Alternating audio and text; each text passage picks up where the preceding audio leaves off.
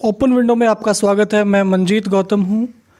इस वक्त पूरे देश में जो कृषि को लेकर 3 सरकार जो नए अध्यादेश लेकर आई है, तो बड़े बड़े किसान संगठन उनमें उनके खिलाफ आंदोलन कर रहे हैं और इन 3 अध्यादेशों को किसानों को समझाने की कोशिश कर रहे हैं। तो इसी कड़ी में हमारे साथ मौजूद हैं अभिमन्यु कहार जी, जो राष्ट्रीय किसान मजदूर संगठन के राष्ट्रीय युवा इकाई के अध्यक्ष हैं, मजदूर महासंघ के अध्यक्ष हैं। ये इनके लेख बड़ी बड़ी वेबसाइट्स पे भी छपते रहते हैं किसानों को लेकर। और जो ये 3 नए अध्यादेश आए हैं, तो इनके बारे में ये गांव-गांव में जाकर इनकी जो अध्यादेशों की कमियां हैं वो बता रहे हैं। आज हम अपने YouTube चैनल के माध्यम से समझने की कोशिश करेंगे। आप 3 जो नए अध्यादेश हैं कुहार साहब, क्या कमियां आपको इनमें लगती हैं? देखिए, हमें पहले थोड़ा एक बार बैकग्राउंड समझना पड़ेगा। बैकग्राउंड ये है कि जब एपीएमसी एक्ट बनने से पहले उस समय क्या होता था कि भाई जब फसल तैयार होती थी किसान की, तो सारे व्यापारी अपना गठजोड़ कर लेते थे, वो सारे इकट्ठे हो जाते थे और फसल के दाम गिरा देते थे मार्केट में। तो कम दाम पे वो किसान से खरीद लेते थे, अपने गोदामों में जमा कर लेते थे और बाद में ग्राहकों को ऊंचे दाम पे बेच के उनका शोषण करते थे। यानी किसान का भी शोषण होता था, ग्राहक का भी शोषण होता था। उसके बाद अलग अलग राज्य सरकारों ने अलग अलग समय पे अपने अपने राज्यों में एपीएमसी एक्ट बनाए, एग्रीकल्चर प्रोड्यूस मार्केटिंग कमेटी, जिसके तहत मंडियां बनाई गई। उसमें ट्रांसपेरेंसी लाने के लिए कि भाई व्यापारी कोई घालमेल ना करें, कोई किसी तरीके से किसानों का शोषण ना हो, इसलिए ये बनाई गई थी। अब वहां पे क्या हुआ कि भाई जैसे अगर गेहूं का एग्जांपल लें, तो अब की बार गेहूं का रेट 1925 रुपया क्विंटल सरकार ने घोषित किया था, केंद्र सरकार ने। तो मंडियों के अंदर कहीं ना कहीं 1925 के आसपास ही बिका, 50-100 रुपए ऊपर नीचे जरूर बिका है। आखिर में अगर देखें तो महम मंडी में 1500 रुपए क्विंटल में भी बिका है, लेकिन अधिकतर किसानों को समर्थन मूल्य मिला है। तो होता क्या था कि एपीएमसी मंडी के तहत राज्य सरकारों और केंद्र सरकार की जिम्मेदारी बन जाती है कि किसान का माल एमएसपी पे खरीदा जाए। अब सरकार ने जो नए अध्यादेश लेके आई है, पहले अध्यादेश में सरकार एपीएमसी मंडियों को समाप्त कर रही है। सरकार कह रही है कि कोई भी व्यक्ति जिसके पास पैन कार्ड होगा सिर्फ, वो भारत के 6.5 लाख गांवों में से किसी भी गांव में जाके किसान का उत्पाद खरीद सकता है और 3 दिन में उसे पेमेंट करनी है। सिर्फ उसको पैन कार्ड चाहिए और उसको और कुछ नहीं चाहिए किसान का सामान खरीदने के लिए। अब सबसे पहला सवाल तो ये उठता है कि अगर वो पैन कार्ड धारक व्यक्ति किसान से सामान खरीदता है और उसको सामान लेके वो भाग गया, तो किसान उसको कहाँ ढूंढेगा? और अगर किसान ने ढूंढ भी लिया तो सरकार ने ये कानून बना दिया अध्यादेशों में कि किसान उस कंपनी या उस व्यक्ति के खिलाफ कोर्ट में नहीं जा सकता।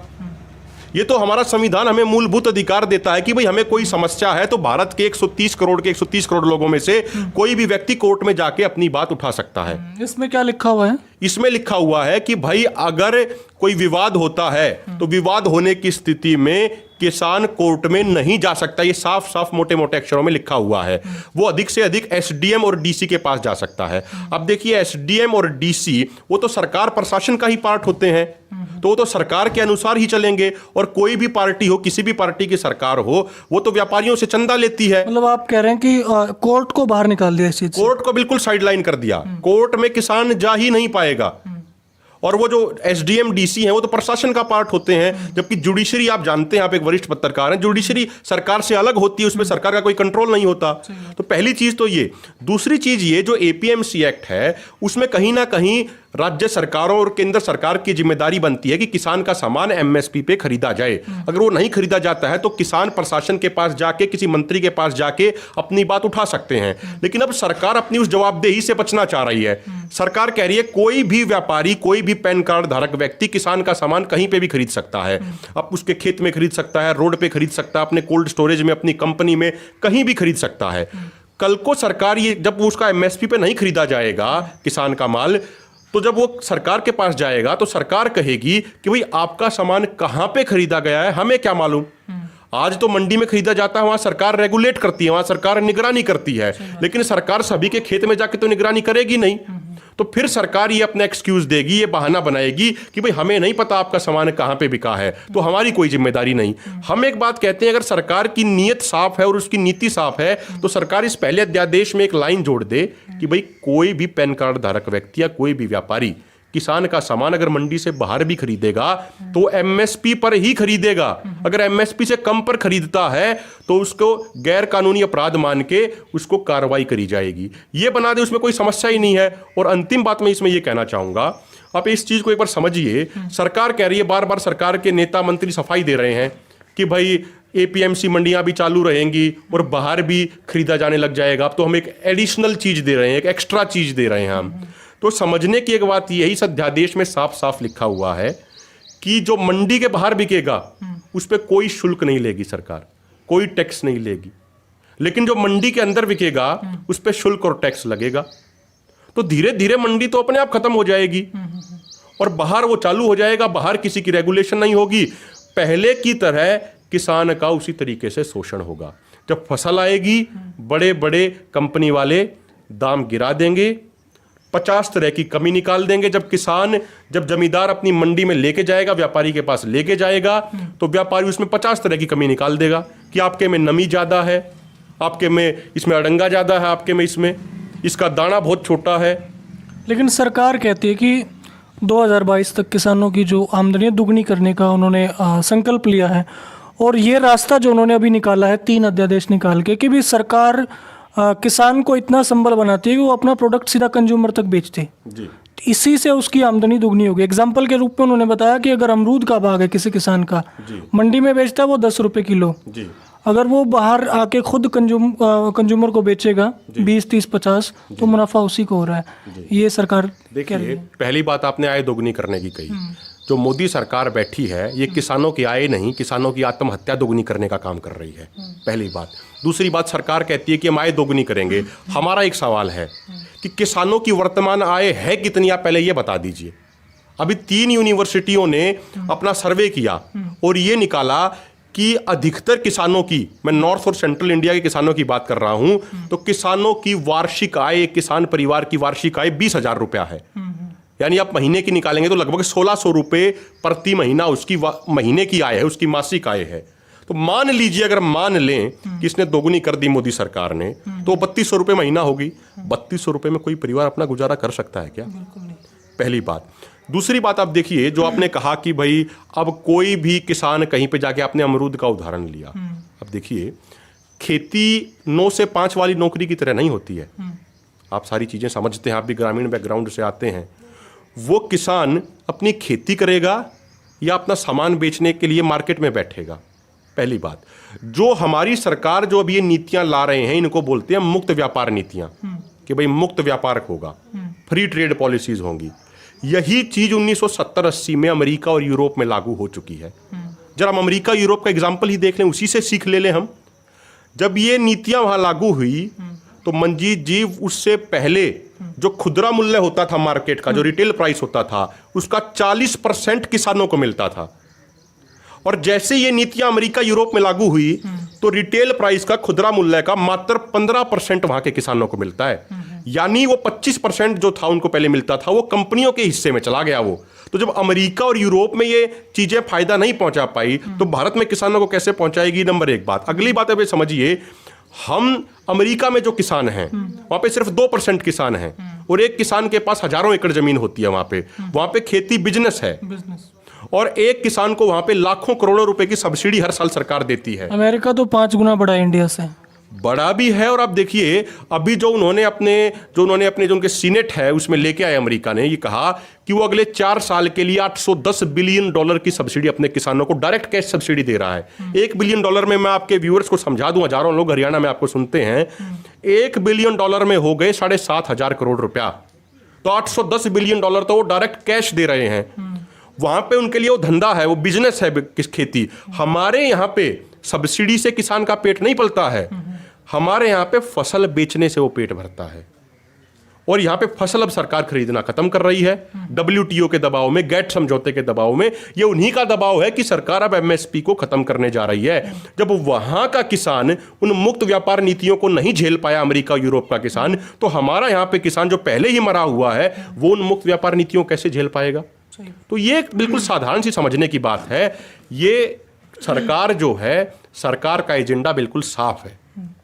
और सिर्फ इस सरकार की बात नहीं कर रहे हैं हम, सिर्फ इससे पहले वाली सरकारों की भी मैं बात कर रहा हूं। जब 1990 में ये गेट समझौते हुए, WTO के समझौते हुए, उससे सरकार ने ये चीज तय कर ली थी उसी समय, जो हमारे नीति निर्माता हैं उन्होंने ये तय कर लिया था कि खेती को ये इतना घाटे का सौदा बना देंगे कि किसान खुद मजबूर हो जाए अपनी जमीन बेचने के लिए, किसान खुद कहे कि भाई मेरी जमीन खरीद लो। मैं इसके लिए आप बिहार के मजदूरों का एग्जाम्पल दे रहे थे। बिल्कुल, देखिए इसमें एक समझने की बात यह है, मैं इस बात को पूरी करूं 30 सेकंड में, कि ये चाहते हैं कि किसान खुद जमीन बेचने को मजबूर हो जाए, उसके बाद ये औने पौने दामों पे कंपनियां जमीन खरीद लेंगी, फिर जब वो बेरोजगार हो जाएगा, जब खेती करने लायक भी नहीं रहेगा वो किसान, नौकरियां बची नहीं है, तो वो शहरों में जाके मजदूर बनेगा। तो उन्हीं कंपनियों को जिन्होंने हमारी जमीनें खरीदी हैं वही हमें सस्ते मजदूर के तौर पर अपनी कंपनियों में इस्तेमाल करेंगी। आपने बात कही बिहार के मजदूरों की, मैं आपके चैनल के माध्यम से ये किसानों को ये जागरूक करना चाह रहा हूं कि हर गांव में बिहार से मजदूर भाई आते हैं। वो धान लगाने आते हैं, गेहूं के समय फसल काटने आते हैं। आप उनमें से किसी से पूछ के देख लीजिए, बिहार में हर किसी के पास 3-4 एकड़ खेती की जमीन है उनके पास, लेकिन उसके बावजूद वहां का 4 एकड़ का किसान यहां के 2 एकड़ के किसान की जीरी लगाने आता है, धान लगाने आता है। उसका कारण क्या है? कारण यह है कि 2006 में यह कानून जो पूरे देश में जो लागू किया जा रहा है, जो मंडियों को खत्म करके जो व्यापारी खरीदने की जो योजना बनाई जा रही है कि व्यापारी खरीदेंगे, ये 2006 में बिहार में लागू हो चुका है। और उसका नतीजा ये रहा कि मक्का बिहार की मुख्य फसल है। मक्के का सरकारी रेट मंजीत जी 1850 रुपया क्विंटल है, और बिहार में किसान का मक्का खरीदा जा रहा है 500 रुपया क्विंटल में। तो जो बिहार के हमारे मजदूर भाई आते हैं, जब उनसे बात करते हैं तो वो बताते हैं हमें कि भाई हम तो अपने जानवरों के लिए चारा कर लेते हैं, अपना खाने के लिए अनाज कर लेते हैं, बाकी जमीन को खाली ही छोड़ देते हैं क्योंकि कोई खरीदने वाला नहीं है। अब अगर आप मक्के का देखेंगे, अगर कोई 500 रुपए में खरीदेगा, पिछले साल यहां पर मक्के का देख लीजिए, यही हुआ, 1000 रुपए, 800 रुपए, 1100 रुपए क्विंटल में बिका। तो वो ये कहते हैं कि हमारी लागत तो कई गुना ज्यादा है, 500 रुपए में तो हमारी लागत भी पूरी नहीं होती, तो वो अपनी वो जमीन को खाली छोड़ देते हैं। तो जब हमारी सरकार, हमारी केंद्र सरकार जो अध्यादेश लेके आई है, जब ये पूरे तरीके से, अभी तो राष्ट्रपति के साइन हुए हैं, महामहिम राष्ट्रपति के, अब ये संसद में भी पास करा लेंगे, दोनों जगह इनकी मेजोरिटी है, लोकसभा राज्यसभा में। जब यहां पे भी सरकारी खरीद बंद होगी तो हमारा हाल तो बिहार से भी बुरा हो जाएगा। हमारा जो आज का नौजवान है, नौकरियां उसके लिए है नहीं, खेती वो करने लायक उसको ये छोड़ेंगे नहीं, मजदूरी वो करेगा नहीं दूसरी जगह जाके। अब देखिए बिहार के मजदूर भाई आते हैं, कोई खेत में किसी कोठड़े पे सोता है रात को, वहां इतने मोटे मोटे मच्छर होते हैं, तो हमारे नौजवान ये दूसरे राज्य में जाके मजदूरी भी नहीं कर पाएंगे। ये तो ये करेंगे क्या? इनकी आत्महत्या होंगी इनकी। जैसे महाराष्ट्र में मामले आते हैं कि विदर्भ में 50 किसानों ने आत्महत्या कर ली, 100 किसानों ने इस महीने आत्महत्या कर ली, इसी तरीके से हरियाणा की भी तस्वीर हो जाएगी। आप गाँव में जाते हैं, किसानों से मिलते हैं, और जब इन अध्यादेशों के बारे में लोगों से बात करते हैं तो क्या रिएक्शन रहता है उनका, क्या समझते हैं? देखिए, सबसे पहला तो वो चौंक जाते हैं, क्योंकि जो आज मेन स्ट्रीम मीडिया है वो जनता से जुड़े हुए मुद्दे नहीं दिखाती है। वो धर्म के आधार पे, जाति के आधार पे, मंदिर मस्जिद की चीजें वो 24 घंटे वही दिखाती रहती है। आप दिखाइए, आप मंदिर मस्जिद धर्म का भी दिखाइए, हमें ऐतराज नहीं है। लेकिन जो अन्नदाता देश के 130 करोड़ लोगों का पेट भर रहा है, जो उससे जुड़ी हुई चीजें हैं, उस किसान से जुड़ी हुई चीजें भी थोड़ा आधे घंटे के लिए दिखा दीजिए एक दिन में। वो चीजें जब मीडिया बताती नहीं है, तो जब हम लोगों को जाके बताते हैं तो वो चौंक जाते हैं, गुस्सा आता है उनमें, एकदम से उबाल आता है कि आपका अनाज सरकार नहीं खरीदेगी अब आगे से। उनके अंदर गुस्सा आता है। और अब की बार वो देख भी चुके हैं, इस बार भी गेहूं कैसे खरीदे गए हैं, कितनी परेशानी हुई है।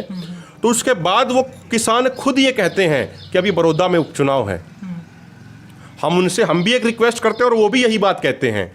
हम उनसे कहते हैं कि भाई अब तो सारी पार्टियों के नेता आपकी चौखट पे आएंगे, वोट मांगनी है उनको, 5 साल तक तो कोई दिखेगा नहीं, उसके बाद फिर जाएंगे उनके घर पे अपनी कोई मांग लेके, जायज मांग लेके, तो भी कहेंगे कि साहब है नहीं, घर पे बाहर गए हुए हैं। तो हम उन किसानों को ये जागरूक कर रहे हैं, ये आपके पास मौका है। आप उनसे पूछिए कि वोट की बात बाद में होगी, पहले हमारे अनाज का बात कीजिए, पहले आप हमारी इस समस्या का समाधान कीजिए। जब इस समस्या का समाधान हो जाएगा तो फिर वोट की बात करेंगे, नहीं तो वोट की कोई बात नहीं होगी। और किसान खुद पूरी ऊर्जा से भर के ये कह रहे हैं कि पहले अपने अनाज की बात होगी, पहले अपने मुद्दे की बात होगी, और जो हम उनको पैम्पलेट देते हैं वो पैम्पलेट बिल्कुल संभाल के रखते हैं और कहते हैं कि इसी को दिखा के पूछेंगे कि वोट की बात बात में, पहले अनाज की बात होगी। ये लोगों का रिएक्शन है। कुल मिला के जो 3 नए अध्यादेश हैं वो किसानों के हक में नहीं है, आपको ऐसा लगता इसमें है? एक चीज मैं आपको बताऊं, जैसे एक और जो अन्य जो मुख्य अध्यादेश है इसमें, वो है कॉन्ट्रैक्ट फार्मिंग का, कि भाई ठेकेदारी वो बहुत प्रथा, इंपॉर्टेंट है। ठेकेदारी प्रथा एक तरीके की। मैं बिल्कुल सरल भाषा में आपके लाखों व्यूअर्स को समझाऊं उसको, तो होगा क्या कि जमीन हमारी होगी, खेती कंपनी करेगी, हमें उस पर मजदूरी करनी है बस, और कंपनी अपने हिसाब से खेती कराएगी। वो कह देगी कि भाई ऐसे ऐसे आप करो। उसके बाद वो ये भी शर्त रख देगी कि मान लीजिए किसी ने आलू की खेती कर ली, तो कंपनी पहले ही रूल बना देगी कि आलू इतना गोल होना चाहिए, इतना लंबा होना चाहिए, इतनी उसकी लंबाई होनी चाहिए। अगर वो उसके सारे मापदंडों को पूरा करेगा तो ही कंपनी खरीदेगी, नहीं तो कंपनी नहीं खरीदेगी। आप एक बात बताइए, किसान मेहनत करता है, वो धरती के अंदर वो बीज बो सकता है, वो मेहनत कर सकता है वहां पे, लेकिन अब वो आलू गोल होगा या लंबा होगा ये तो किसी के हाथ में भी नहीं है। ये तो कंपनी बाद में खरीदेगी नहीं। यही हुआ पिछले साल गुजरात में। हमारा संविधान कहता है कि बीज के ऊपर अधिकार किसान का है। तो जब किसी किसान ने अपनी आलू की खेती की तो पेप्सिको कंपनी ने किसानों के ऊपर 4 करोड़ का मुकदमा कर दिया था गुजरात में। अब 10 दिन पहले की घटना है ये, राजस्थान के जैसलमेर में कंपनी ने किसानों से एग्रीमेंट किया कि भाई हम आपकी जमीन ले लेते हैं 50 साल की लीज पे, और 1 साल के 1 एकड़ के देंगे 9400 रुपए। और उसमें सरकार ने, उसमें कंपनी ने, माफ कीजिएगा, कंपनी ने उसमें एक कंडीशन लगा दी, अंग्रेजी में एग्रीमेंट किया है ताकि किसान को समझ ना आए, और उस एग्रीमेंट में लिख दिया कि कंपनी जब चाहे एग्रीमेंट तोड़ सकती है लेकिन किसान नहीं तोड़ सकता। और सबसे खतरनाक बात, वो जमीन किसान की है, कंपनी ने तो सिर्फ लीज पे ली है, लेकिन उस जमीन पे कंपनी बैंक से लोन ले सकती है उस जमीन के आधार पे। मान लीजिए वो कंपनी कल को भाग गई तो बैंक तो हमारी जमीन छीन लेगा, बैंक तो हमारे जमीन की कुर्की कर लेगा, तो किसान कहां जाएगा? तो कुल मिला के जो ये कॉन्ट्रैक्ट फार्मिंग है, ये एक तरीके से बंधुआ मजदूर बनाने का कानून है जैसे पहले होता था। और जो तीसरा, मैं अंतिम आपको ये कहा, आपने तीसरे अध्यादेश की भी बात करी, जो इन्होंने बनाया कि भाई आलू प्याज दलहन तिलहन पे जो स्टॉक लिमिट लगी हुई थी कि भाई इससे ज्यादा आप उसको स्टोर नहीं कर सकते, वो इन्होंने, सरकार ने हटा दी है। और ये कहा है इन्होंने कि भाई इससे किसानों को फायदा होगा, किसान अपना सामान उस समय बेच पाएगा जब दाम ज्यादा होंगे मार्केट में। आप मुझे बताइए, आप भी ग्रामीण बैकग्राउंड से आते हैं, कि स्टोरेज क्षमता तो किसान के पास है ही नहीं, किसान स्टोर कर ही नहीं सकता। जो उसने कर्जा ले लिया रखा होता है, आड़ती से, केसीसी का लोन ले रखा होता है, वो उसको वापस देना होता है। वो तो इस इंतजार में रहता है कब मेरी फसल तैयार हो, मैं इसको बेच के अपना कर्जा उतारूं, आगे के खर्चों का इंतजाम करूं मैं। तो वो कहां स्टोर कर पाएगा? इसको तो अंबानी अडानी जैसे बड़े बड़े कॉर्पोरेट स्टोर करेंगे और बाद में ग्राहकों का भी शोषण करेंगे। सरकार कह रही है कि अब हमने किसानों को ये स्वतंत्रता दे दी है कि किसान किसी भी राज्य में जाके अपना सामान बेच सकता है। जो एक 4 एकड़ का किसान है, अगर उसने अपने 4 एकड़ में गेहूं की खेती की है, तो वो अगर उसको दिल्ली लेके जाएगा, अगर वो उसको दूसरे राज्य में लेके जाएगा, तो उसका किराया ही इतना लग जाएगा कि उसके पास कुछ बचेगा नहीं उसके पास। तो उसे तो अपनी नजदीक की मंडी चाहिए, और सरकार उस मंडी सिस्टम को खत्म कर रही है। तो इसीलिए हम ये बात कह रहे हैं कि जो ये सरकार जो ये नीतियां बना रही है, ये किसानों की आय दोगुनी करने की नहीं, ये किसानों की आत्महत्या दोगुनी करने की नीतियां बना रही है। जी, बहुत शुक्रिया हमसे बात करने के लिए। एक किसान को हम देखते हैं सूखे में आसमान की तरफ देखते हुए, एक किसान को हम देखते हैं बारिश में पानी में तैरते हुए, और एक किसान को देखते हैं सड़कों पर आंदोलन करते हुए। तो